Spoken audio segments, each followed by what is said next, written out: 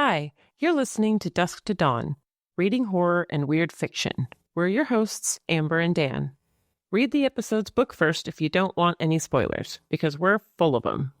We also talk about sensitive topics. This is a horror podcast after all, and we swear a lot. Well, Amber does. Find any trigger warnings in our episode notes. We're happy you're joining us, and enjoy the show. Welcome back to the podcast. We got a good one for you today. We're talking about Punk Rock Ghost Story by David Agranoff.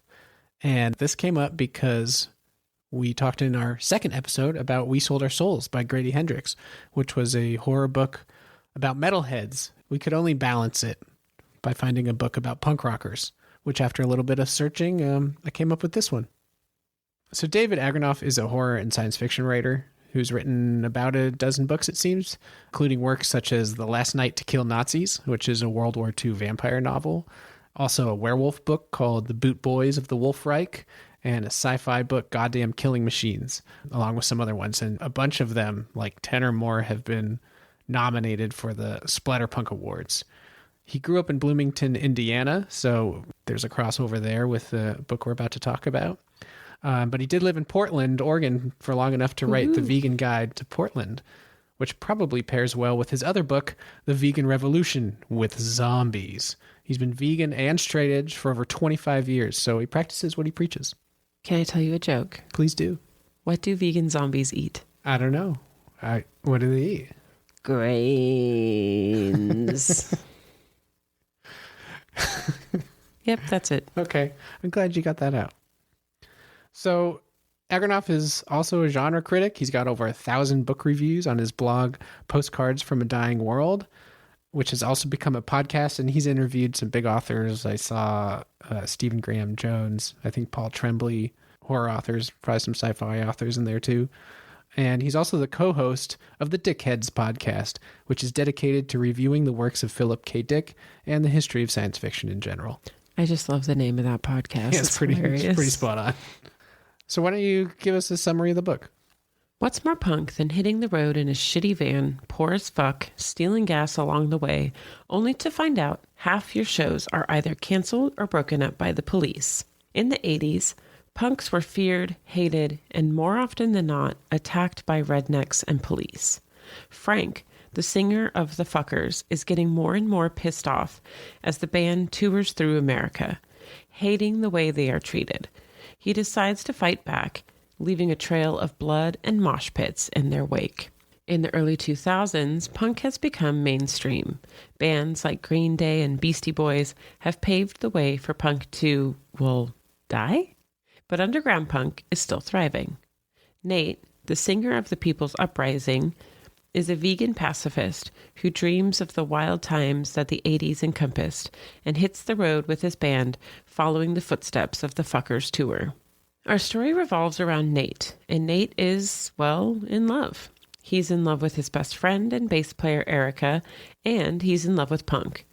Nate refuses to start a relationship with Erica because People's Uprising is about to go on tour. Nate, Erica, Denny, and Scott hit the road in their new tour van that, in fact, is the same van the Fuckers toured in back in '82.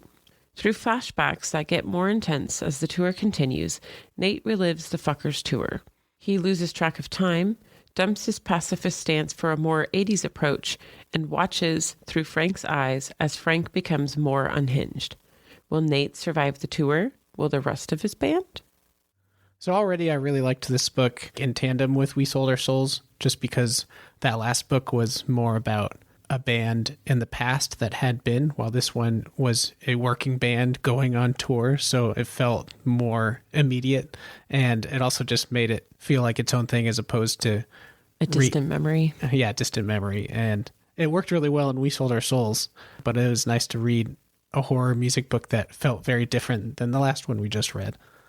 It made it more tangible in some ways because, like I just said, I did get the nostalgia of going to shows back in the day, so I didn't get that with We Sold Our Souls. Yeah, so it took me a little bit of digging to find Punk Rock Ghost Story because punk means so many things now. Maybe it always has, but it's one of those things that like a book will call itself punk because a character is true to themselves and does what they think is right, which is punk. But also, I wanted a book about punk rock. Yeah. There's a difference between punk music in the 80s and 90s and like the idea of punk. Yeah. And it was today. I was excited to find this book, and it takes place in 2 time periods. So you have the Fuckers, who were an 80s band, and then the People's Uprising, which is more of the modern day band, starts in 2006. And I started going to punk shows, I think it was probably about 2000, because I remember asking my friend Ian in sophomore year of high school if he wanted to go to the Gilman and see a punk show. I didn't even know who was playing or had been to the Gilman. I just knew it was iconic, and I thought I liked this music called punk. So we went, and it was a lot of fun. Do you remember who played? Yeah, it was terrible. Some band named Walkin', and it was, I don't even think we went inside, or if we did, we weren't there very long. It was just like this terrible hardcore band, which maybe I'd like now, but my ears were not tuned to that kind of screaming yet. And my main memory from that being that somebody got carried out of the venue shouting, "I broke my leg in the walk-in pit." And so that stuck with me. And they were so bad that I ended up signing up my friends to their newsletter to troll them. Oh my God. That's funny because it kind of reminds me of The Shining, since I like to connect to other books. The walk-in, but I guess he was in the pantry, and his leg wasn't broken. But there you go. There's a connection to The Shining. Wait, walk in the band and then a walk-in. Yeah, like a walk-in freezer. Oh, I think it was Walken. Oh, like Christopher Walken? Like the actor? Is that how he spells his last name? I don't know. I don't know. Okay, moving on. Yeah, I don't know. Maybe they're good, but at the time I went there, I had heard only probably Dude Ranch by Blink-182 or something, and maybe a little. I think I had heard Rancid at that point, because I specifically remember hearing the song "Rats in the Hallway" off Rancid's first album is what was like, I don't know. Transition. My epiphany. That's a better word. Oh. Yeah, that was my epiphany when I heard that song. Okay, yeah. You've always threatened to take me to the Gilman, and you never have. Yeah, we're a little old for it now, and there's like a brewery across the street from it, and it's not all gross anymore, so I don't know. So therefore you won't take me. That's fair. Yeah, I mean, that was part of the whole deal. My place was the Pound anyway. The Pound was really cool. Yeah. Punk is just, it was awesome. I, like so many other people, I found it at a time in my life when I was very frustrated with home and struggled in school and didn't really know how to express myself. I was always more of a quiet person. You were? I'm such a big talker now. But yeah, and I didn't really have an outlet. I wasn't that much into sports. I think I had done wrestling in like freshman year of high school because some friends did it. And I had played sports as a kid, but I never really loved it. Punk was perfect because it gives you an outlet for that just like crazy teenage energy without having to like cheer for a team, which I always thought was kind of dumb. Unless you're Frank, because Frank clearly has a team. And it's it's fuck everyone who fucks with my tribe. And as we'll get into, I mean, a big part of punk was like you'd go into a venue, and being a teenager and into at least my younger 20s, it was great because you'd just go in the mosh pit for the entire show, be covered in sweat, have your arms around people you didn't know, picking people up when they fall down. And it was perfect because it felt like a very connected experience. But then when the show was over, I didn't have to like talk to those people I had my arms around. I could just like go back with John or Ian or whoever I ended up going to the show with. So still to this day, I've just traded punk shows for breweries. I like being around people that I like don't have to interact with past the experience of being at a specific location for a little bit of time. I mean, that's fair. And I get some of that from old metal show, not old, but metal shows back in the day, but a little less hugging in the pit, a little more solitary if you weren't in the pit, but that's also my preference. I think too, because I was probably 16 or 17 when first started going to Gilman, and there were like $2 shows, which is just crazy. Spray painted on the wall. They have no racism, no sexism, no homophobia, and then also no alcohol, no drugs, no fighting, no stage diving. I'm sure some of those things still found their way in, but seeing the no racism, no sexism, no homophobia was big for me at that point because we grew up in, a well-to-do suburb. And while at that time, I don't know if I really thought of those things. It certainly isn't the way it is today, where it's a topic that comes to the fore so much, but it was something that I would notice or experience other people engaging in, even if I didn't have the words for them, and just thinking these fucking rich assholes. And so seeing "don't do these shitty things" written out was just so cool. And it remains that way. That's the thing that punk has for me, at least a lot of punk, is being fucking awesome music, but also saying don't be a dick, be a good person. I just looked up last night articles about how the Gilman should be boycott.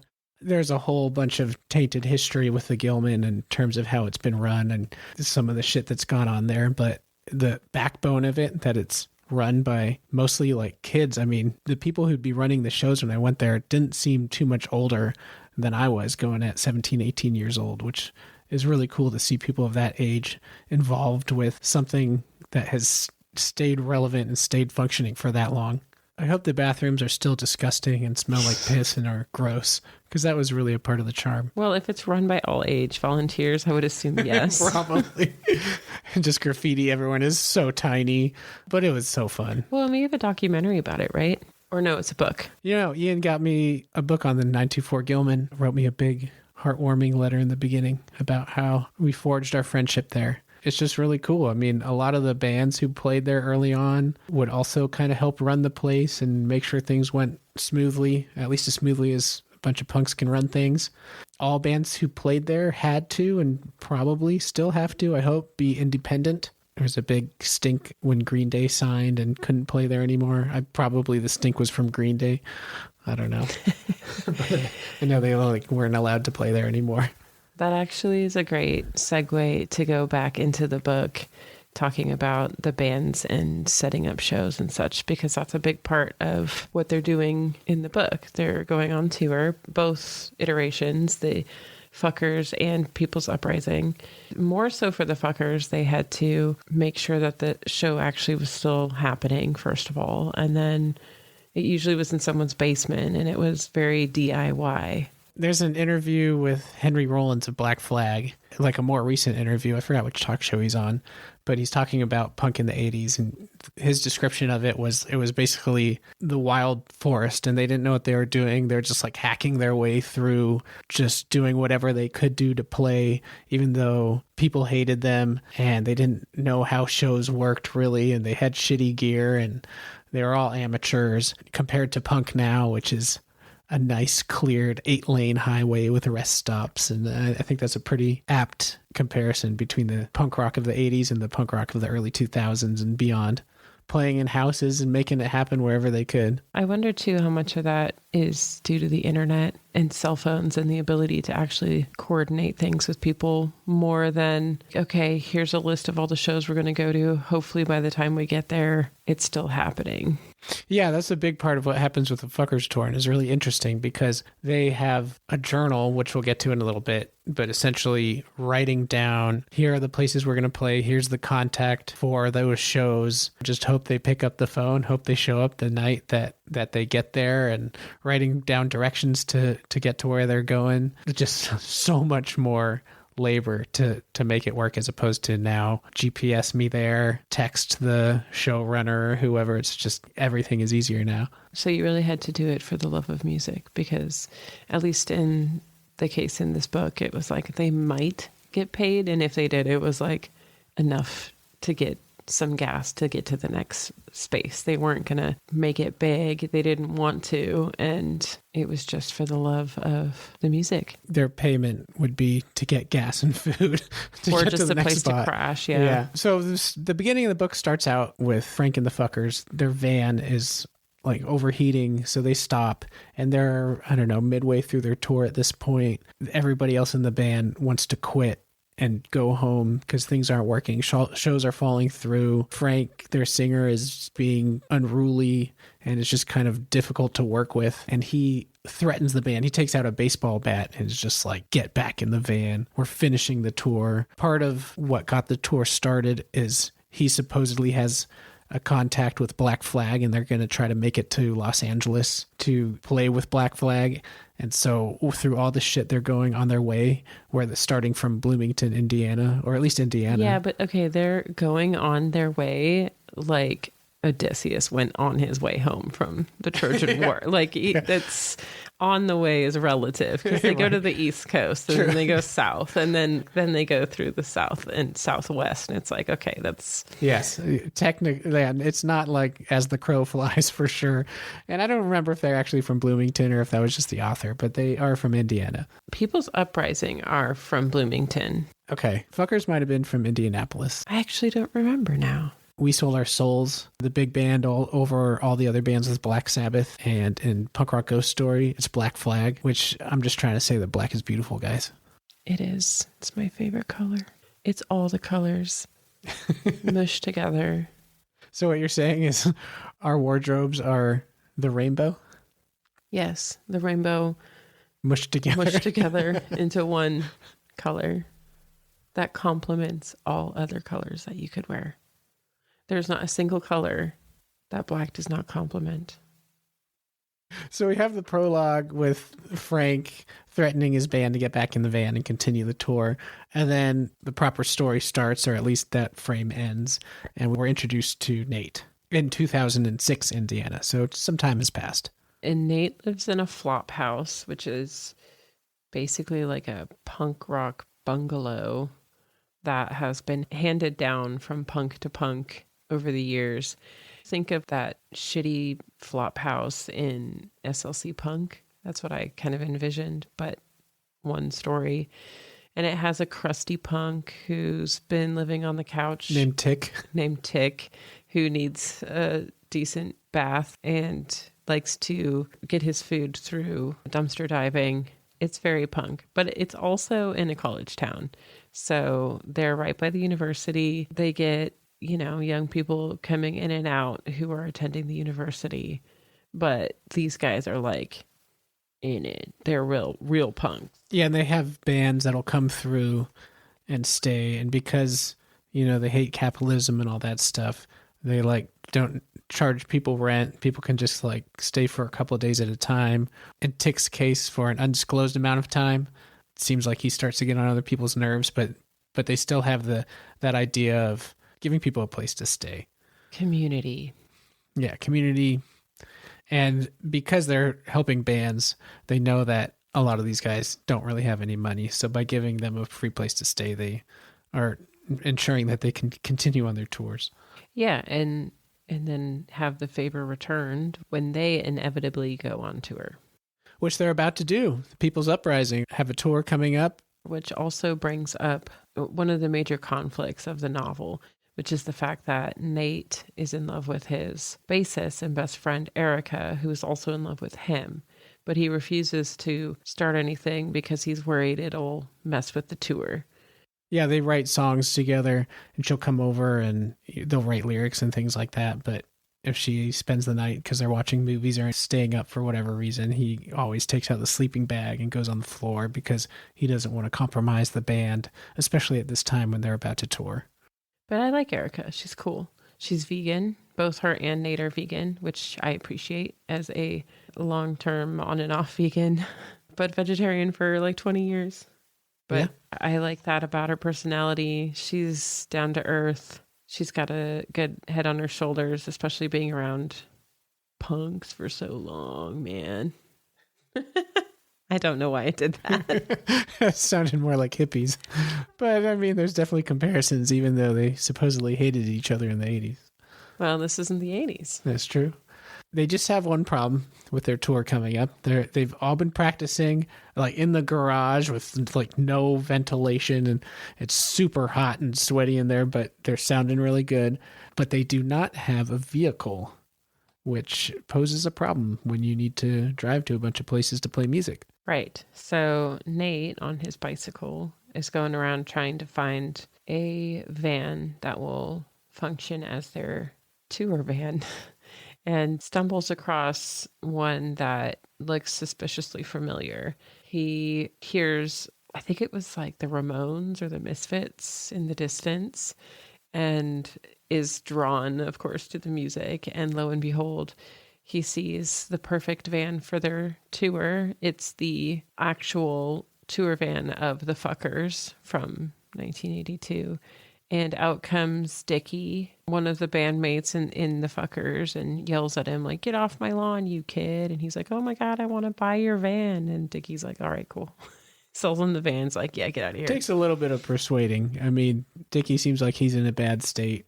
Hasn't been doing well since the Fuckers. True, but he's also, in a sense, relieved to get rid of the van. Put a pin in that real quick. You mentioned the Ramones, and I just want to tell you a little story I heard. Ooh. Supposedly, people referred to the Ramones as the Johnny Appleseeds of punk rock, because wherever they played, a bunch of punk rock bands would inevitably sprout up, because as it was in the early times, people hadn't heard music like this, and so they saw the Ramones play, and they're like, holy shit, we could do that. But it was true. They're like the Beatles. Did the Beatles do that? Or the Beatles were talented, though. The thing about the Ramones is it was like easy to play, so when people said we could do that too, they meant it, and they could, and that's cool. That is very cool. I mean, I'm sure the Beatles encourage a lot of bands too, but hopefully... I was thinking just more in the greater sense of, oh my God, we can do rock and roll and listen to rock and roll. And okay, we can go back to... so they get the van. Now I'm curious, though. So were the Ramones before the Dead Kennedys and... I'm pretty sure that, I'm pretty sure the Dead Kennedys stuff were later. Okay. I don't know about the Misfits. Probably before. I don't know for sure. I've never cared too much about like who started punk, but the Ramones are one of the early ones. I bet you could get in fights about that. You probably could. Was it the Clash? The Clash are fine. Don't some people consider them the first punk band? Probably, or Sex Pistols, or the Sex band Pistols. Death, or I don't know. Yeah. A bunch of other ones. Yeah. Maybe not a bunch of other ones, but I'm not too interested in that. All right, fair enough. So they get the van and bring it home, and they magically have the financial ability to replace the engine, which seemed pretty outrageous. Well, they have some help from Nate's cousin, I believe, who is an auto mechanic. Yeah, but that's a big job. Yeah. Just buy a new fucking van, man. Yeah, but this is the Fuckers van. Yeah, I suppose. And Nate's like really obsessed with the fact that it's the Fuckers. Because he sounds like it's going to fuck them over. No foreshadowing there at all. Not at all. But Nate's super into 1980s punk, when it was raw and real. Let's see, there's a quote you actually have down here that he says later in the book to give you an idea of his feeling of the old original punk years. He says, it wasn't like the shit now. It was raw, wild, and untamed, just fucking crazy. When I heard Dear Congressman, fuck you, it spoke to me. All the old stuff, Bad Brains, Minor Threat, or 7 Seconds, it was like they were speaking for me. So yeah, he likes the old shit. That's kind of what you said earlier. Not speaking for you, but like going to the Gilman gave you a place where you felt heard, right? Yeah, it kind of gave a voice to feelings that I had, but couldn't really put words or an outlet toward. And that sounds like what Nate is doing. Absolutely. Yeah. So yeah, the van's in bad shape, but with the help of his cousin getting a new engine somehow, it is back in working order just in time for them to start the tour. And so they're off. And right before they left, I think it was Erica discovers the Fuckers tour journal. Her and Nate talk about how they're going to read it on the tour as like a nostalgia boost, and because it would be fun. So they head out on tour and it's going fine. And then some weird stuff starts to happen to Nate. He starts to hear voices, and it's like he's envisioning what was happening in the original Vans tour. That sounds stupid. Yeah. So basically, as they're driving the van, Frank starts to hear like whispering voices just out of normal conversational tone. There are also times when he hears old fuckers songs playing or songs from the 80s playing when he's not playing them in the disc player, and whispers of something else in the van. Yeah, it's like the past is starting to, I don't want to say haunt him, but taunt him maybe. Since he's so interested in the 80s scene, it's like he's trying to relive that in his mind is at first what you think's going on. Or at least at first what I thought was going on.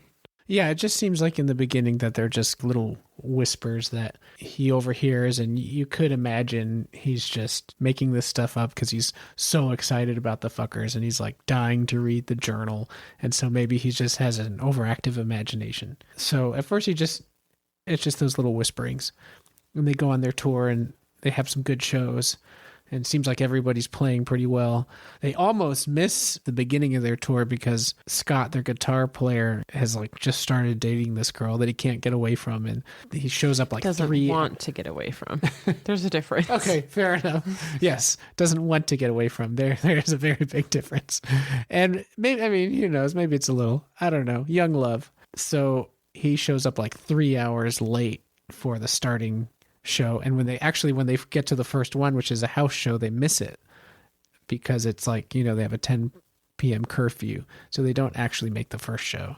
Right, and pacifist Nate is really pissed off, and everyone's kind of surprised at how pissed he is. But after that, they end up hitting the venues, getting shows in, and it seems to be going well. They keep complimenting each other on how well they've played, and they just keep doing better and better. And then it seems like Nate, in a sense, hits a wall. The whisperings become more like full-on conversations at some points, not just to him, but also to other people who are driving in the van. The van seems to like have a mind of its own. These little mechanical issues, supposedly, that make the van do things that the driver is not doing. Pretty soon thereafter, shit just starts to get bad, or weird, or both. And Nate starts losing time. Like he's sitting in the van and then he dreams that he drives to this old warehouse where the fuckers had a show, and has this whole episode where he's like at the venue, he's watching the band, and he's just seeing how awesome it was back in the day. Wakes up and he's parked back where he originally was, but on the other side of the road, and the rest of his band's like, what the fuck, where were you? And he's like, what? I was right here, you know? And they're like, no, you were gone for like hours. They start to worry about him, and he starts to realize that maybe there's something more going on, but he's pretty passive about it. Yeah, it's cool. He ends up going to, I think later on, to like a house where it's just a nice home now that a normal family lives in. But back in the day, there used to be a lot of punk shows when the fuckers were touring, and he goes there and has like a vision of the band trying to force their stuff in through the side door of the basement where they're going to play. And he full on has visions of full shows going on, or at least parts of a show where he thinks he's moshing and listening to the music, and he can see the band playing, which would be a really funny movie. Just like if they just showed him like some guy moshing all by himself. Yeah, cutting back and forth between. Oh, that's like The Shining too, huh? Yeah, see, there you go. Well, Kubrick's version more so. Yeah. But yeah, and he's like he starts having conversations with Frank, especially when the band isn't around. So a couple of times, like after they play a show, Nate is back in the van before the other band members are there, and he's talking to Frank, and he's starting to read the journal more. Nate's also getting more and more aggressive about what it means to be punk and fuck the man kind of thing. And everyone else is like, what are you doing? Why are you being such a jerk? Like, ew, what's your problem? You know? So he's just separating himself from the group. Yeah, he seems to get angry and angrier. And they really establish, or the author really establishes in the beginning of the book, how he's kind of like easy to get along with, not an angry person, strictly uses the band to be an outlet but more of like a positive outlet. And then that starts to change and he just gets angrier and angrier. But at the same time, his performances seem to get really good. That anger is channeled while he's singing. And there are times where it almost seems like he isn't there while he's performing. It's like an out of body experience, but Erica will be like, damn, that was really good. And he's like, what? What show? What are you talking about? And at one of the shows, he introduces the band as the fuckers. The band is looking at him like, what are you talking about? And then he gets pissed because he's like, you screwed up our beginning. Like you were supposed to go right into it. So there's like some kind of, I don't know if it's a possession thing, but there's, the ghost of Frank is in the van and their conversations are getting into his head. So there's a lot of change that is going on for Nate. And then we start to see more and more about what's going on with the fuckers, and it gets real bad with Frank pretty quickly, and it just goes downhill fast. So let's talk about the fuckers tour. So Frank doesn't like being called a freak. He gets real angry. And something we should mention too is 1980s punk was not even close to resembling what punk is today. I mean, there's probably still like underground shows with crust punks and stuff, I guess. But back then, because I was around in the 80s, I know. You were.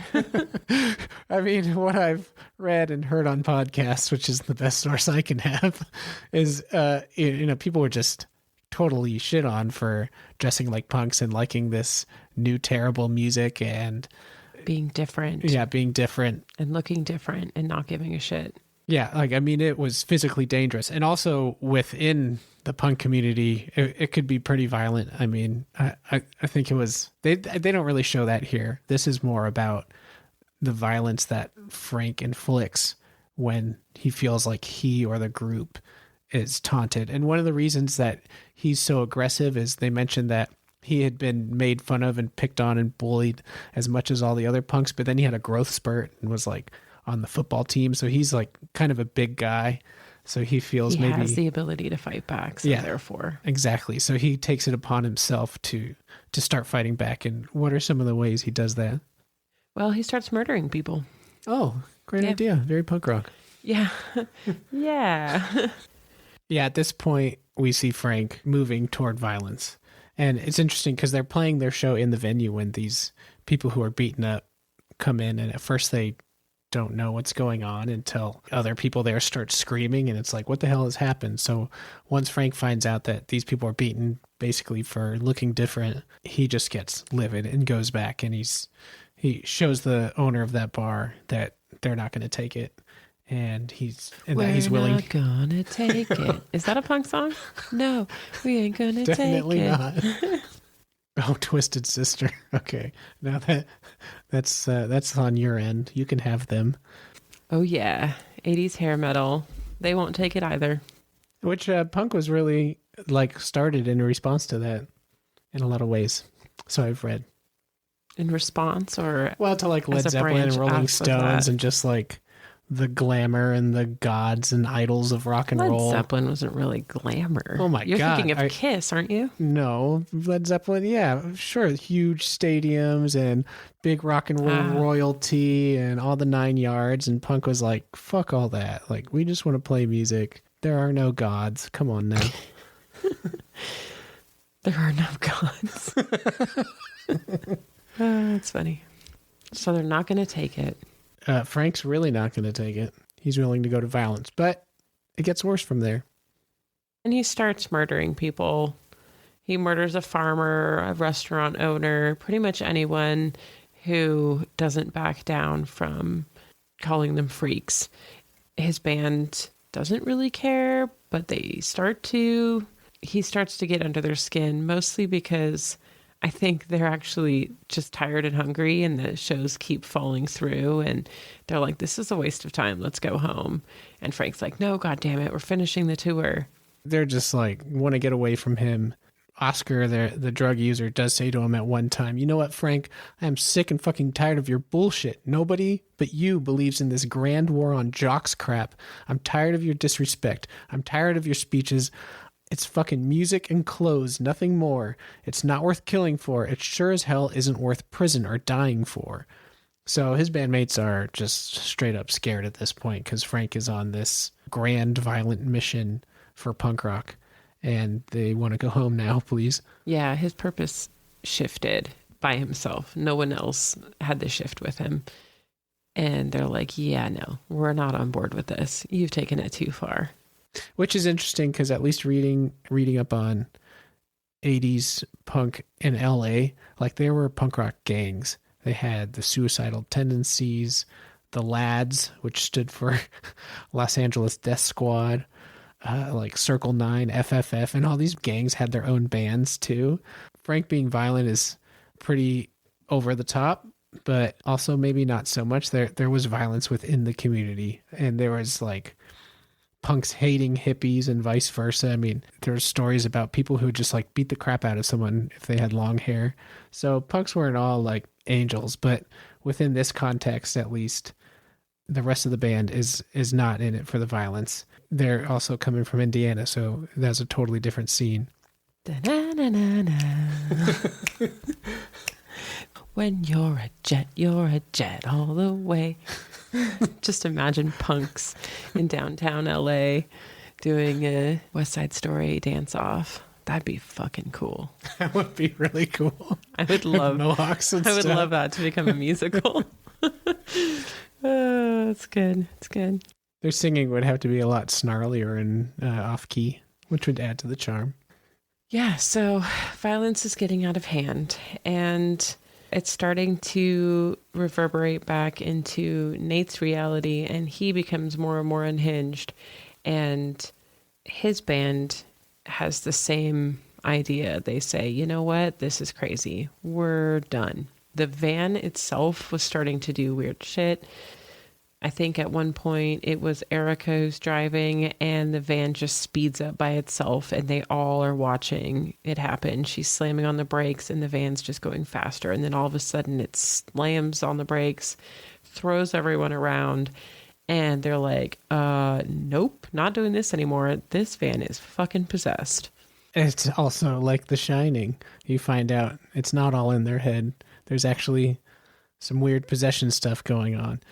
And also, later in the tour, I keep calling Nate Frank, which kind of works because whether he's being possessed or just strongly influenced by Frank, as the story goes on, there's more and more of a blur of who's Nate and who's Frank when Nate is acting. Like, where's the influence coming from? And at some point, he and Erica actually do end up hooking up, getting a hotel room, and consummating their relationship. You make it sound like a romance novel. I'm giggling like a teenager. But when Nate was just Nate, he was very clear about not wanting to start a relationship. So at this point, while he's also being more of an ass, he's also becoming a more energetic frontman and becoming more, not just aggressive, in some ways also more confident. So there's kind of an interesting juxtaposition of like, oh, Nate's like, showing some confidence and being a little forward finally, but also he's being an ass. Yeah, but before we get into that, I do want to talk just briefly about Nate and Erica's relationship, because at first I was like, oh no, how cliche. The bassist is in love with the lead singer and he's in love with her, but they have that, oh, we can't be together thing. But I actually felt that it built the tension really well between the bandmates from the beginning, but like in a different sense. Like the other guys are like, come on, you just get together already, whatever. But knowing how important to them the music is, and then to watch that crumble in a sense, because then they get together and Nate starts to lose his way and is obsessed more about the tour itself than the music, I think did a good job of adding to the downfall of Nate, I guess you could say. Yeah, it wasn't like their whole relationship was just about the romantic tension. It's also about someone she cares about changing in ways that are scary. And just the band dynamic as well. I just want to throw that in there since you talked about their relationship for a bit. But yes, let's talk about what happened to Frank and the fuckers.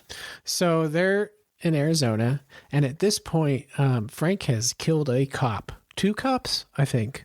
Yes, 2 cops. Yeah, so that's real serious. After basically torturing one. Everyone else is like, that was unnecessary. You've gone a little too far now. It was one thing to kill rednecks, but to torture a cop? Come on, Frank. You took it a little too far. So they're out driving in Arizona on, I don't know, a long, lonesome road. Frank, we haven't mentioned, but at this point, he's also carrying around the gun that he got from the bar owner in the beginning of the story. Yeah. It makes him feel powerful. And we go back to that scene, and what ends up happening is that Oscar, who's the druggie and is also seems to be the one who's most disturbed by all the shit Frank is putting them through, ends up shooting Frank while Frank is in the driver's seat of the van. After a whole confrontation. And then they bury him in a shallow grave behind a rock in the sand, basically. And that was the end of their tour. Yep. Actually, it wasn't. It was the end of Frank's tour, but they continued on right, and went and played in LA. And they're like, oh, well, I don't know where Frank is. He must have just met a girl and maybe he'll show up. And they played it off, and then they went their separate ways. And Oscar said he never would play music again. Which he doesn't. Instead, he becomes a writer of serial killer novels. Yeah, or thrillers or something like that, yeah. And this sounds like they're all written in the same way. But yeah, like the cozy serial killer novels, I don't know. But he ends up living in LA and making a lot of money and being a creep. So then we get to a point where People's Uprising also gets to Arizona. And at this point, we know, like, okay, something crazy is going to happen because Nate is so into finishing the tour that the fuckers didn't finish. And we find out what happened in Arizona, and it's like, okay, what's going to happen here? And his bandmates, just like Frank's bandmates, are completely exhausted, scared to death of Nate, even though thankfully he hasn't at least killed anybody yet. And they want out. So at one of the People's Uprising shows, Nate takes off and kicks him out of the van. And punches Erica in the face. Scott, the guitarist, is like, nah, fuck this, I'm out. And he leaves. He goes home. And Erica and Denny head to LA to try to track down Nate and Oscar from the fuckers. They find Oscar. And meanwhile, Nate is, along with Frank, ready to like kidnap this pop punk singer who's like a huge celebrity. He has his own reality show like Ozzy Osbourne. They kidnap him and murder him in this old sewer grate where they used to hold a bunch of punk shows. Yeah, he says there's like they see like can see a faded Bad Religion, I don't know, carving into the yeah, it sounds like a cool drain. place. Yeah. As someone who, for the short period of time when I hung out with grunge punks, I did hang out in sewers, and it was fun. It was weird, but it was fun. Sorry, Remember Mom. when we were in Berlin and we ended up talking to like a grungy ass punk on the train, and he invited us to his trash can party? He literally called it a trash can party. Yeah. I said no because I didn't want to get mugged, which is maybe elitist of me, but maybe also smart. Well, we were tourists, so you have to have like a added level of security, especially when you're with your brand new wife, right? That was on our honeymoon. That's right. Yeah, and I'm not into punk, so that's our excuse. It probably would have been fun. They would have been like super friendly. Yeah. One of the coolest nights of our lives, but I was like, I don't really want to get shivved either.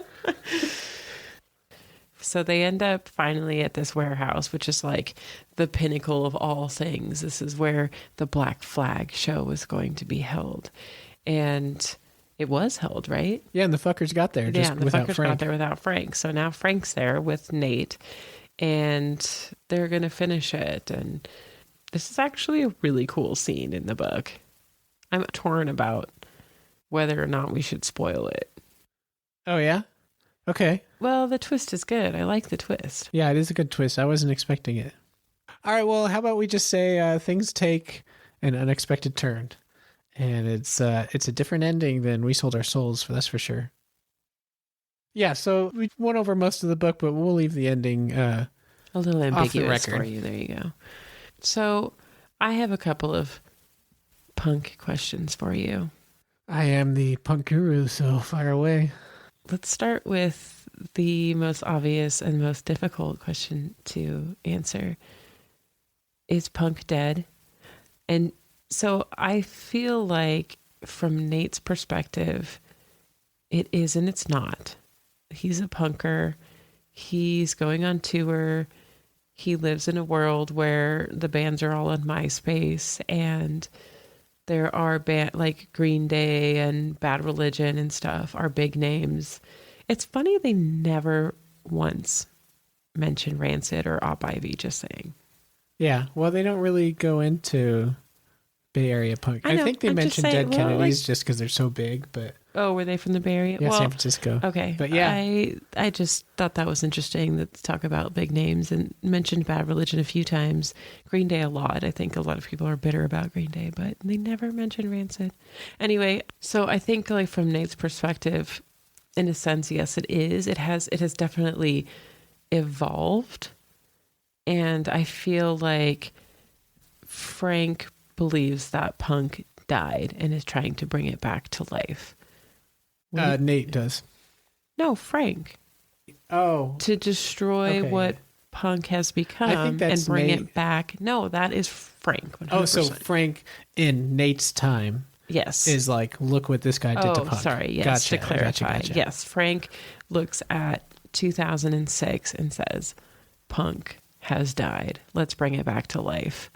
By murdering someone. Yeah, exactly. So in your world, growing up, I guess, in 90s punk, what do you think?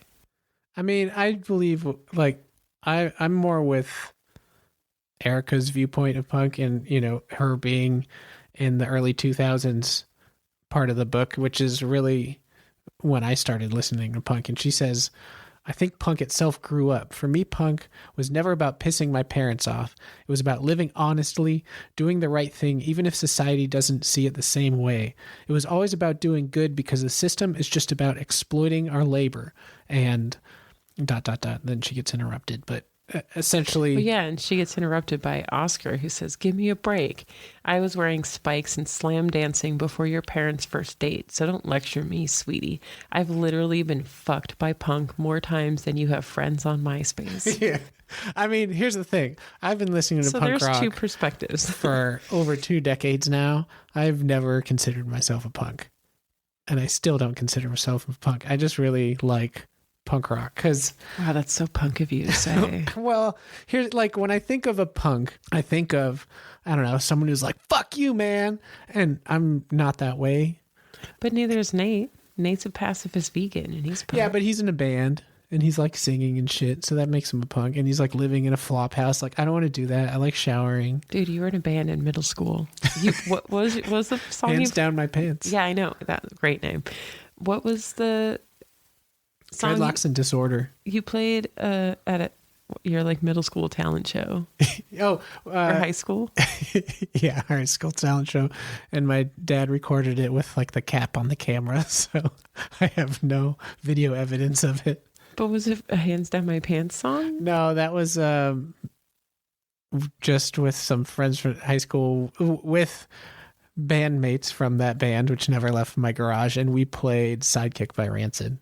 Okay, so there you go. That's pretty punk. And we were playing them all in tank tops, and like, I'm pretty sure the school hated us. We also put on a punk show. Well, I say friends got together and you played a bunch of punk songs in our backyard for your 40th. That was that's really pretty fun. Punk. I don't know. I think you're full of shit. I'm punk I think spirit, you're punk. but yeah. I think you are. You're not, to actually put it in Nate's / Frank's terms. You're not like a Hot Topic punk. But even like you've mentioned grunge punks, I feel like a huge part of punk is the fashion. Like, yeah, you can be a punk without it. But okay, but see, again, I knew someone who had like butt flaps and never bathed, and his best friend looked like average Joe. Just wore. Was his best friend also a punk? Yes. Yeah. Huh. Interesting. Yeah, so I think you're full of shit. You're just... Well, here's the thing. So yeah, when I think of punk, it's like being true to yourself and being creative and things like that. But that's like not really a thing. That's not punk. Like you can attach punk to that and you could say that's punk, but that's so just you're like forcing it into a label. You're doing exactly what punks hate. yeah, but punks also do this shit all the time. But everyone does that, right? Like goths do it, metalheads do it. Everyone, like, you want to be your individualistic self, but like you're also in a group of people. So just saying that you don't fit into that like aesthetic doesn't make you not punk. Yeah. I guess also it's not that important to me. I mean, we've had this conversation before. Like I'm very much a generalist. I've always had, I don't know, a hard time going really deep into any one thing. Just because I feel like when you get to a certain point of doing something so much, you like I don't want to be part of a scene. I don't want to be like, you're this one thing. I just want to like taste the different courses of life, I guess, and like take what I can from different things and incorporate that into who I am instead of being like associated with just doing one thing. Maybe I guess I'm oversimplifying, but that's kind of how I think about it. Mm. You just listen to a lot of punk music. Yeah, I have a pretty wide reading interests, but it's true. I still listen to punk 95% of the time I listen to music. And speaking of listening to punk, I did the thing again, and I made a playlist for this book because there are a lot of bands and very few songs, but a lot of bands referenced in this. And I thought, oh, well, I had so much fun doing that with We Sold Our Souls, so I did it again with this. And I actually found some punk that is sufferable. Sufferable. Like Bad Religion's Suffer album? Yes, exactly. I actually really like Bad Religion. But that's like the one punk band you like. It's great. Yeah. Well, that's because they're really good. But we are a product of our upbringing, right? So, of course, you're going to listen to 90s punk. But so do you look down on punk today and be like, ugh, kids these days don't get it?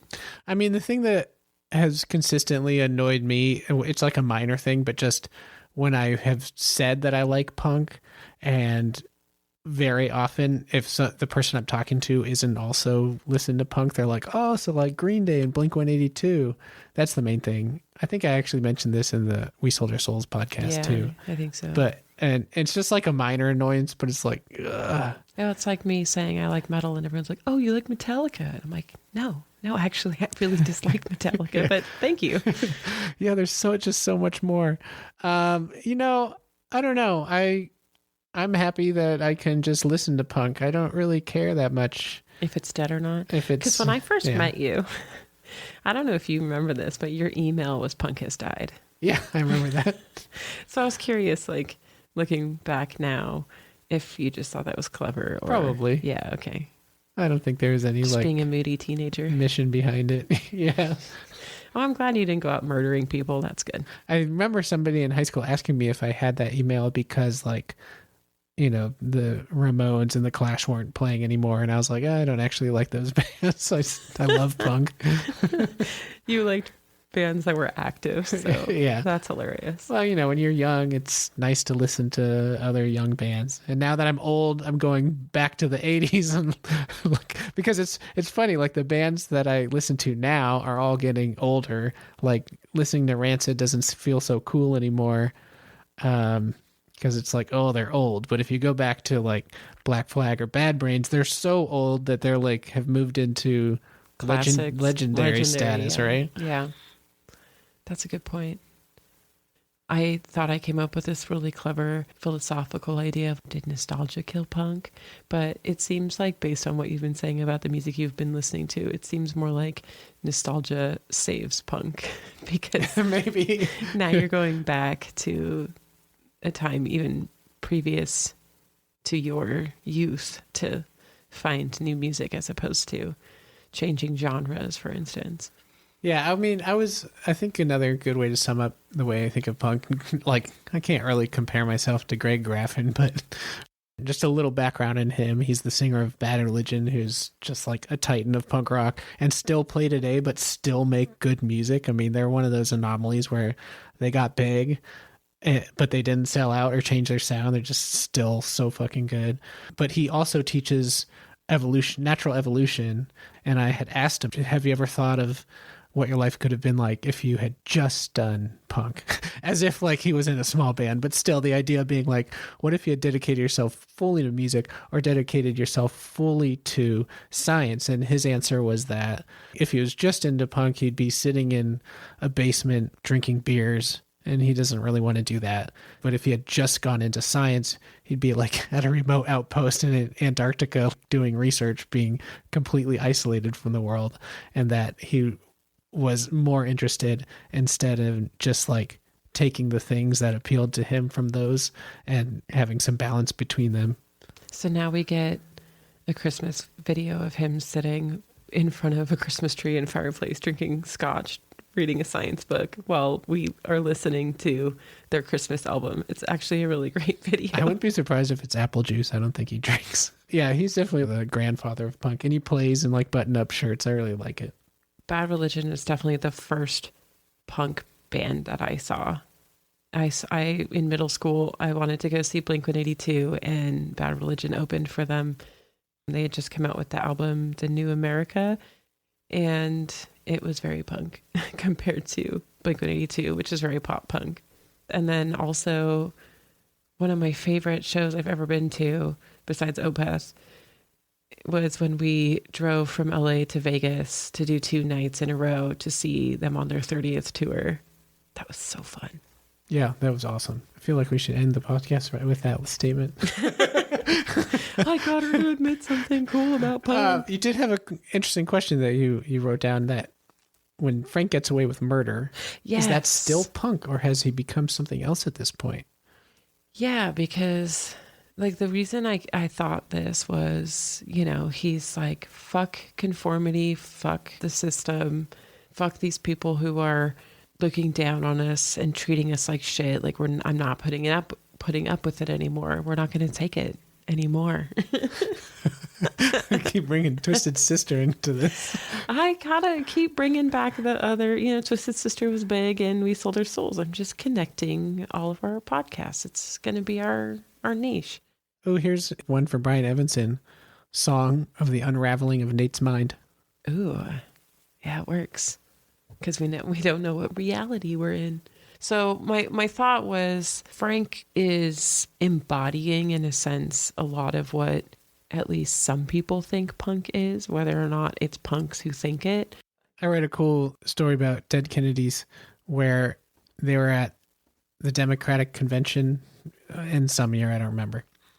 But it was the first convention where they had opened like basically public free speech areas where people could protest or voice their concerns or whatever. And so the Dead Kennedys played in one of those designated free speech areas.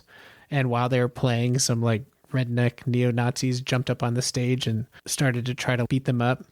They immediately went into playing Nazi Punks Fuck Off. Hell yeah. And then the guys got chased away, thankfully. That's like the horror movie, The Green Room. They're like in a neo-Nazi haven and they play Nazi Punks Fuck Off. That's just such a great song. But I guess maybe that's not a good example because that's not indicating like the violent side of punk. But just the idea that Frank is taking a lot of what punk stands for and like turns it into violence. Like, is that still punk? Like, can punk be violent, or then do you lose? Is it no longer punk and then it's just violence? I mean, has been violence in punk, right? We're talking about, you know, punk gangs and stuff. So is that still punk or is that not? Because generally, until you got those emo kids doing swing, what is it called? Not swing dancing. Oh yeah, the like monkey slam dancing or slam whatever dancing. it was. What the fuck is that? Yeah, it was really obnoxious. Mosh pits are, in a lot of senses, very non-violent. Like if someone falls down, people will grab you and pick you up. Like, that's just common courtesy. And compassionate violence. Compassionate, yeah, totally. And I guess that's kind of where I'm trying to get at. So I guess the real question then is, when does Frank surpass his punkness and just become an asshole? I mean, I think for him, that's punk, because he's like, we're not going to take it, and I'm going to fight for it and commit violence to show you that I won't take it. So for him, that's super punk. Where for most of the other people who don't want to go to that extreme, I think are like, no, that's not the point. Peace is a big part of punk. So I think it's how you define it, which is why it's important to try to just think critically instead of thinking, what is punk, or what is this, or what is that?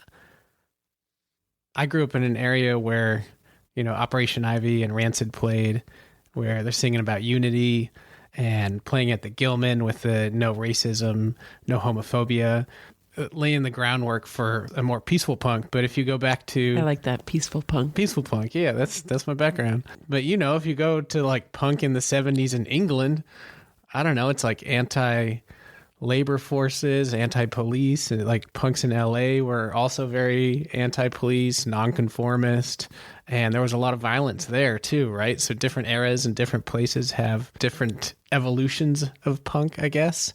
So it's whatever you make it. I mean, I think being violent is not the way to do it. If you're so concerned about what's punk or not, you're going to get lost and forget about the question of like, what is the right thing to do or not. So you're a Nate punk. Because Nate in the book is a pacifist. I mean, I'm not totally a pacifist, no. Well, I guess in comparison with Frank, you're a Nate.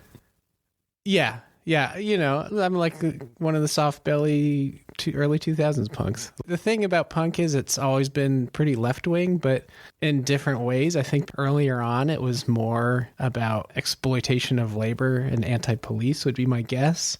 And then as it evolved, and like against racism was definitely a part of it too. But I think some of those social stances maybe became more obvious as punk evolved. I only lived that one era of punk, so I'm guessing and grasping at whatever interviews that I've listened to regarding punk before that. But, it's changed over time. And my peace punk could be somebody else's tear down the system and burn banks punk. I don't know. Burn banks? Don't steal money from them. Just burn them. So you're an anarchist, communist. Of course, there's always going to be conversations about like, what's punk or what's this or what's that. And I take the bad religion stance, which is don't call yourself a thing that allows you to turn off your critical thinking faculties. If you're like, is what I'm doing punk or not? That's not the right question. The question should be, is what I'm doing cool or not, or nice or not? Just judging each individual action within its own context outside of what some ideology might think about it. That's pretty punk rock. But it's not punk to murder people. I mean, let's also be easy. Like, yeah, that's not cool. You just made a very eloquent point, which is very not punk, but that's okay. Oh, no. I'm totally fuck everything, kidding. Burn it down. Okay, there you go. Yeah, okay. Just the TLDR. I think another point to bring up real quick is that punk earlier on, and it's probably still at this point now, I don't really know where like the underground scene is anywhere because I'm old. Earlier on, it was really a catch-all for a bunch of misfits, right? Because punk hadn't really coalesced into anything. And you also have to realize, too, that when you just look at the surface of punk, it's just loud, fast music. So you're going to have a lot of people who are just there because it's loud and fast and they can get drunk. And that's all it is to them. So it's how you define it. It takes a village. It takes it takes a commune. Is that the? Yes. No, that's hippies. Yeah. It takes a flop house. A flop house, yeah. There we go. With dumpster diving, couch surfing, punks. Yeah. I didn't do any of that stuff. So I want to talk a little bit more about Maximum Rock and Roll, which is a zine that's mentioned in the book a few times. Zines are very important to the punk scene, and this is one of the most legendary. It started as a radio show in 1977 by Tim Yohannan, who also helped found the Gilman 924 Gilman Street. So he was a seminal name in ushering in American punk and hardcore. And this is in Berkeley, for those of you who don't know. Yeah, this is based in Berkeley, San Francisco area. The zine, which zine is basically, short for magazine, but the main difference being that these were very like do-it-yourself, kind of handmade. You could just fold some paper and write about whatever you want, whether it was music that was going on, whether it's activist causes, but it's just kind of cheap to make way for underrepresented voices to get their voices out. Maximum Rock and Roll really focused on punk rock. So as I mentioned, the first zine appeared in 1982 as part of a newsprint booklet in a double LP called Not So Quiet on the Western Front, which introduced people to like 47 Northern California and Nevada punk and hardcore bands. I was listening to that this morning, which is what you heard. Wait, so they put a zine within the record? Yeah, within apparently. Like in the sleeve? I guess so, yeah. That's such a clever idea. I wonder how many people have done that, because I really like that. And especially for bands like the Fuckers or earlier bands that were playing in the 80s, when there wasn't internet at all for getting places. I mean, these zines were crucial because they would list where shows are. They would have contact information in terms of like, call this person and maybe you can do a show here. And at that time, it was just crucial. And the Maximum Rock and Roll still exists. Although one of the cool things about punk is I read somebody saying how it was sold at some point. I don't remember which year, and now it's owned by like a Corporation C company. And part of the thing about zines, Maximum Rock and Roll being one of them, is a lot of them are like run by volunteers. So now there's an argument that if this is being run by volunteers for something that's now owned by a corporation, aren't they just being exploited? So nothing is sacred in punk, which is what I like about it. I keep hearing band names used in just your general conversation. Oh, just like what I'm saying, you hear like song names and band. Well, yeah, you just said The Exploited, and a minute ago you said another one. It's just part of my lexicon. Yeah, it's funny. I want to talk a little bit more about Gilman too. The thing that's so cool about Gilman is this venue opened in 1986 by also, I mentioned Tim Yohannan, who teamed up with Victor Hayden to open the club because they were looking for a place for punk musicians to play. And it was set up and run all by volunteers. It's nonprofit, all ages, collectively organized music club. It remains to this day independent, which is just crazy. Cool fact I found out is that in 1988, the club was closed down in part because an attendee broke his arm in the mosh pit, resulting in a $16,000 settlement. Damn. Yeah, it's pretty crazy. And they had some other issues with like vandalism and stuff. But the volunteers were able to get together and get the club opened again. And people could go to shows for free if they offered to, I don't know, sweep up the floor after the show or help in some way. Definitely not cleaning the bathrooms. No, definitely not. I don't know if that's still a policy in place or not, because everything is more expensive, and it's that area side of West Berkeley is definitely more bougie and boutique now than it was when I was going. Part of the reason I wanted to bring up the Gilman again is because I started going to shows in like early 2000s, mid high school. At the time, I was just like, oh, wow, there's cool music playing. But I was in an area in the East Bay with the Gilman having been run at that point, 15 years or whatever the math is. And like all that groundwork had been laid before me. And I was just like there at the perfect time. And punk at that time was so good. It would have been really cool to have been there earlier in the 90s to hear some of the, like, see Operation Ivy, which would have been late 80s, but like seeing something like that would have been awesome. But I saw the generation of bands, those bands inspired, and I mean, it was just so cool, and it was all set up for me, and it was like a perfect zeitgeist, which I didn't think about until I got older. I was just like happy to go to good shows. And same for you with metal, right? I mean, late 90s, early 2000s was just like such a good era of music before emo came in and wrecked everything. Well, there was this really good slot right between emo and new metal. That was great. And that was about the time I was later in high school and then like early college. Because when I was in middle school, that's when I first started getting into metal, and that was listening to Slipknot and Korn and Marilyn Manson and stuff. And they're fine, but new metal's not my thing. And it definitely was going that way for me until I ended up in my version of the Gilman, which was mainly the Pound, which is a great little venue in the middle of the warehouse district in San Francisco. Also Bottom of the Hill, which might still be there. I don't know. And like the Fillmore and stuff. But yeah, there were a lot of really good bands, some of which turned to emo, like Avenged Sevenfold and Atreyu and stuff. Saw those guys like on their first couple of albums. And yeah, it was a good time. Good music. I agree. And I feel like the vibe was the same in punk and metal. Sure, the music wasn't, but the community and having a good venue to go to. I feel like we were at a time when it was still like early enough where bands just had to like work their asses to get out there, right? Because, like in Punk Rock Ghost Story, there is MySpace, and that's a huge advantage compared to the 80s when there was nothing, right? But it still wasn't at the point where like you could record some songs and then blast it over social media. Yeah, that's true. You had to use Napster to get music, and it was illegal.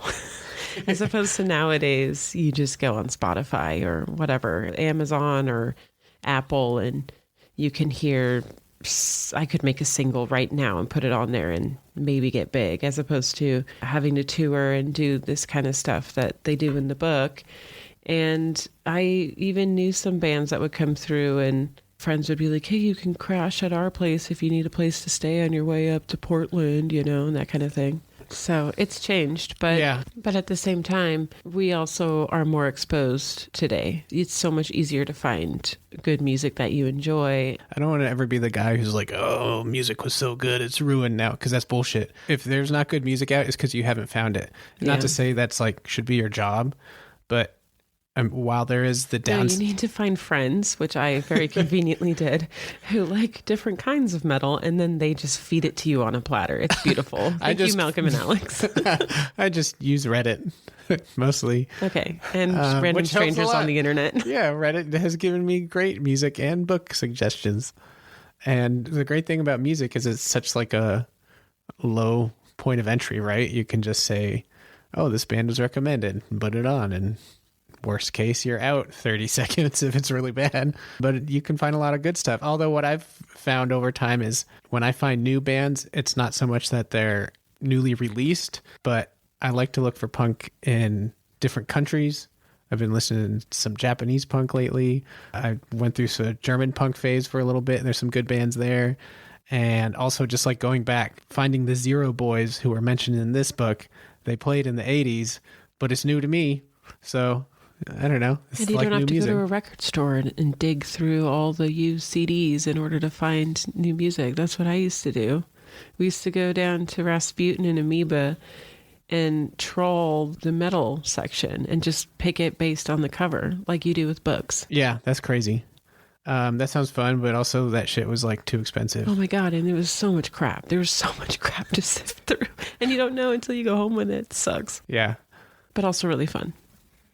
So another cool and horror element that came out of this book was a documentary about the band The Fuckers.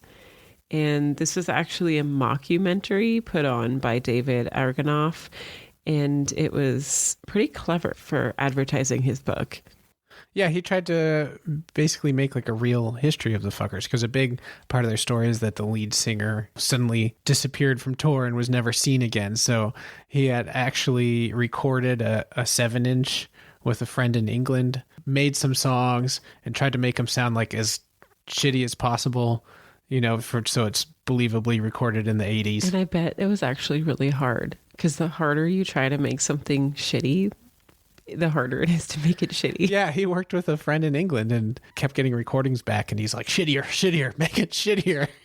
Because the guy was using, like stereo. Stop trying. Like it sounds too good. So yeah, try, kind of like a Blair Witch thing. Use a tape recorder. Yeah, it was cool. I don't know, I'm not from Indiana, and I don't know how far I don't know how much traction that got. It's clever and it's cool to do that, because part of in the documentary of the band, they have people who like were in punk bands or at least part of that scene to give it a little more authenticity. Well, we do know one punk who was in the video. Well, we don't know her, but Abigail Austin. Yeah, it was cool seeing them. Yeah, we seen her live coming through it when we lived in LA and have a bunch of her records. But I was surprised. I forgot she was from Indiana. Yeah, and started with punk. And I had read that like one day she was in the house and people were like playing punk and Slayer and stuff, and was just like, I don't want to do this anymore, and started making awesome acoustic music. Yeah, Americana is more her style, right?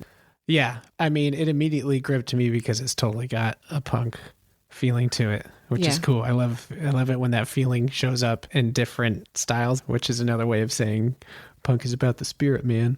So what did you think of the book overall?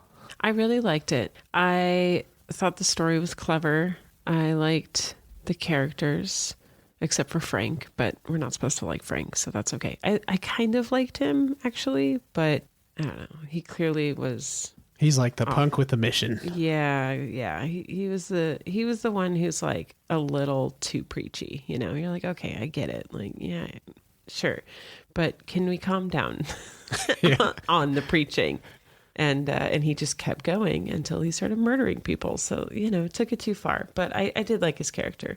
I thought it was very clever going between the two periods of time and being able to see some of the differences, mainly on what a tour was like. But there was one thing that drove me absolutely crazy, which was there was a lot of typos. And I blame the copy editor for this. I do not think this is Agranoff's fault.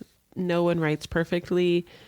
Authors make a lot of mistakes. Some authors write something and don't want to look at it again. That's the writing process. I don't know what Agranoff's writing process is, but a copy editor's job is to go back and find all the little errors and fix them. Yeah, there's a lot of like obvious fixable errors. There are a lot. I mean, a lot for us. Like, we are like kind of anal about books, so that's like 30. That's a lot, right? A lot for me is like 3. Yeah, same.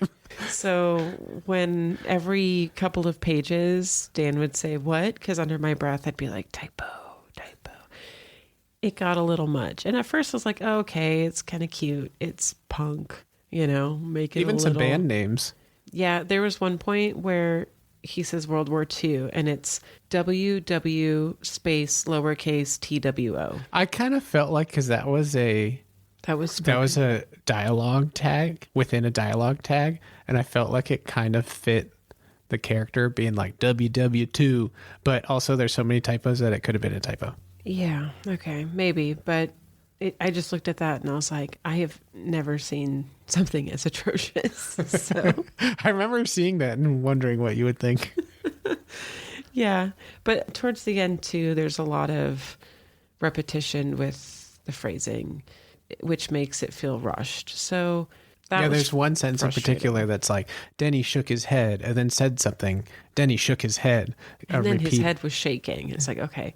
So towards the end, it definitely needed a good once or twice over, which is unfortunate because the story is really good. And I still think it's well written, and a lot of these typos, while you notice them, don't really break the flow of the story. I mean, you know, they kind of do, but I wouldn't say it's so egregious that you don't know what the sentence you're reading is. No, not at all. It's more formatting, lots of left off periods and missing words and stuff. It's definitely, you just need to have it copy edited. And as an editor, it drives me crazy because that's literally what I do. I want to copy edit. I want to fix people's work and make it the best it is. So it's frustrating when you see a good work that is lacking that. I will say that it was egregious, but I didn't want to throw it against the wall and say, I can't read this anymore. It made me more want to reach out to him and say, hey, if you ever reprint this and do a new edition, I would happily copy edit this for you. Yeah, because Agranoff had 10 or more of his books nominated for the Splatterpunk Awards. I don't know how prestigious that is, but there you have it. You've heard of the Splatterpunk Awards, yes, right? You've mentioned it. I've enjoyed books that have won or been nominated for Splatterpunk Awards. They're good. Yeah, so people like this guy's books. And I mean, yeah, you could say because it's more, I don't know, an independent book or whatever. It's no excuse. It's a punk rock book. It's no excuse for the editor. Yeah, it knocks the quality of the reading down a little bit. Part of the reason we say that too is because we really liked the book, right? It was a good story. Yes. And so you just want it to be its best self. We'll leave it at that. Yeah. It was a good story. I mean, a haunted van with a character being haunted by an old punk rocker. It's cool. We mentioned a little bit earlier about how much of punk or how much of anything really is nostalgia, but like how much of punk is nostalgia. And I think that's addressed well between Nate and the fuckers because he clearly idolizes this period of punk rock and idolizes these people that were in this band. They really knew it. They were on the mission, and that was punk like it should always be, and it changed for the worse. But then when we go back in time, we see like most of the band was miserable. Oscar was on drugs the whole time, and Frank was a fucker. So, was it so great? And stealing gas, and yeah, it's funny how when you're in the moment, it sucks, but when you look back, it can be really good. Yeah, because all Nate has is the record. Memory. He's like, that record's cool. Yeah, hearing stories of back in the day, It's funny, I see that a lot on Instagram. People love the 80s. They love to style the 80s and like quote unquote live in this 80s vibe. And I'm like, yeah, but you're on your phone. Like get rid of that away. And that's 80s. You'll lose your mind. You'll lose your fucking mind. You'll be so bored because you're so tuned into it. Our brains are busted. We were bored as hell. Like in the 90s, you figured out shit to do to entertain yourself, and people don't have to do that as much anymore. So it's harder to do. So nostalgia's great until you actually fully live it, and then maybe it is, but it'd probably be a lot better for you. Yeah, but, it just definitely wouldn't be for a lot of people, I think. So do you recommend this book? I do recommend it. I mean, if you like punk rock, I recommend it. If you like ghost stories, I recommend it. I mean, wow, it's like the title is calling to the type of people who should be reading this book. I'm going for the simplicity of punk rock right now. Yeah, I mean, it was good, but I mean, I really liked it unequivocally, but I also really liked it because it was about punk rock. And I mean, I specifically sought it out for that. So I don't know. Yeah, I recommend it, but I'm not like, you've got to read this, but go for it. If you're interested in punk, a little bit of the history, and to complete the title, if you like ghost stories, I enthusiastically recommend it. Out of 5 stars for the person who this subject matter fits to, what would you give it? And then also for like a general reader, how many stars would you give it? Okay, for like the person it fits to, I'd give it 4 stars. It's great. I had a lot of fun reading it, but I wasn't like blown away. You got to hold on to your 5 stars. If you start giving those out left and right, they don't mean anything anymore. So 4 stars is still really good. And for a general reader, 3 stars. And 3 stars is good too. There are a lot of the typos, and it is really heavily focused on punk and 2 eras of punk. So if you're not that interested in reading about a punk band touring, well, that's a lot of the book. Fair enough. I would also recommend it. It wasn't a scary book, and there wasn't a lot of gore. So depending on what kind of horror you like, this is definitely on the lighter side, if that makes sense. It's definitely more ghosts and there is some murder and stuff, but it's, I don't know, it's not like you're peeling skin off kind of thing, which is happening in a book I just read. So that's no where skin my mind peeling, went. 1 out of 5 stars. Yeah, exactly. So for me, if it fits the subject matter, I would also give it a 4. And if it does not, I'd give it a 3.5.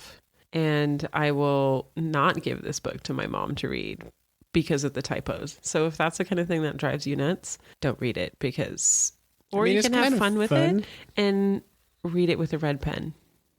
And fix the typos. Like an authoritarian. Fixing the punk rock book. You can put a couple like anarchy A's in there with your pen. That's usually done in red as well. So, it's all right. You can have fun with it. I thought of doing that, but I don't like writing in my books unless it's a school book. So not like one from school, one that I'm using for school, not one I would give back to school. I would never write in a book. That's not mine. I think if you want to, if this all interests you, definitely give it a read. It's fun. So what have you been reading, or what are you reading right now? Well, I've read a couple of books just because I read voraciously. But right now I just started, or I should say restarted, a book called The Great Mortality. This is a nonfiction book by John Kelly about the Black Death. And I apparently read this almost 10 years ago and have forgotten that I read it. So that means it's time to read it again because I love medieval history. I actually got my BA in medieval history, so I get pulled back to historical topics now and again, and it's fun because this book was written before the COVID pandemic, and he just said at one point, like, oh, there have been 3 pandemics in the world. I'm like, 4. So it's kind of funny to see pre-pandemic, because I also read this pre-pandemic, even though it's completely different. We did not have a bubonic plague. It's fun to revisit that topic. I love studying the Black Death. So having a little history moment. And then as far as horror is concerned, I am currently reading House of Bone and Rain by Gabino Iglesias, which is a story about a group of kids in Puerto Rico who I believe are going to go on a murder spree. So that'll be fun. And what are you reading, my love? I did a little scouting because, we have to keep reading these books. And I read a really good one called The Fisherman by John Langan. This was easily 5 stars for me. The writing is incredible. The book deals with grief and loss, some of my favorite topics. And but mostly just the writing is so good. I mean, I specifically looked this one up. Who are the best writers? Like, give me the best, most savory prose possible. And this one came up a lot. And so I read it. And you're still reeling from Stephen King, aren't you?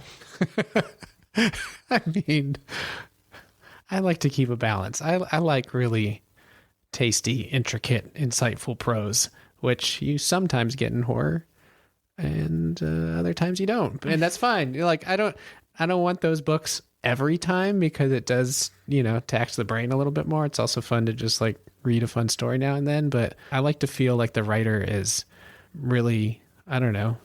Good writing makes it feel like the writer really fucking cares. Not to say that like writers who don't have great prose don't care, but it feels more like a commercial object to me. Maybe that's not a good way of saying it because everyone has to like get to that point where they can write really well. But everyone has different tastes, and maybe what you are looking for, not everyone is. So it's fine to want that, but that doesn't mean that it's better writing. Yeah, I mean, this is definitely better writing than a lot of this stuff. Okay, well, so since you want that, I'm going to have to sift through my classic Gothic literature. No, I'll do that. You do the fun new stuff. Okay. You do whatever you want. I'll read anything. I've read some, and I don't like taxing my brain all the time. I took a class on Gothic literature. Like, we should talk some Gothic. I actually have a couple of books already. Yeah, I've never read Rebecca.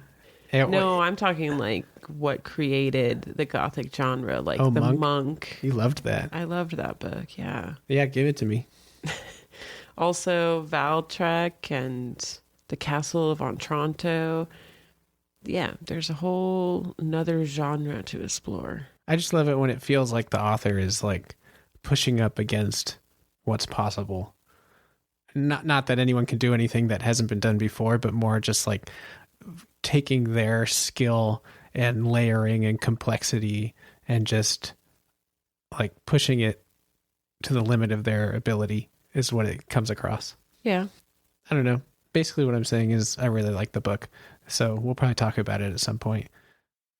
Okay, so what's next on the chopping block? Next up is one of your suggestions. We're going to be reading Such Lovely Skin by Tatiana Schlote-Bonne. And it's a YA horror novel, which will definitely be my first YA horror novel. I guess the closest thing I've read to that is Goosebumps when I was in middle school, so this will be fun. And that's not even YA, that's middle grade. I've read a few. It's a different breed, that's for sure. It's lighter, usually less heavy on the gore and actual horror elements, and it seems to be generally more about the internal turmoil of being a teenager and dealing with stressful topics. It seems fun, too. This one's based on a Twitch video game streamer and a teenager dealing with her demons and a possible mimic. Yeah, it'll be a fun read. Yeah, I look forward to talking about that book. So thanks for listening, and we'll see you next time. Well, if you've made it this far, then we didn't scare you off. Thanks for listening to Dusk to Dawn, reading horror and weird fiction. Please rate our podcast, and if you like, follow us on Instagram at Dusk to Dawn Podcast, which is also our Gmail address. Tell us what you liked or didn't like about the show, and let us know if you have any book suggestions. See you next time. Bye. Bye.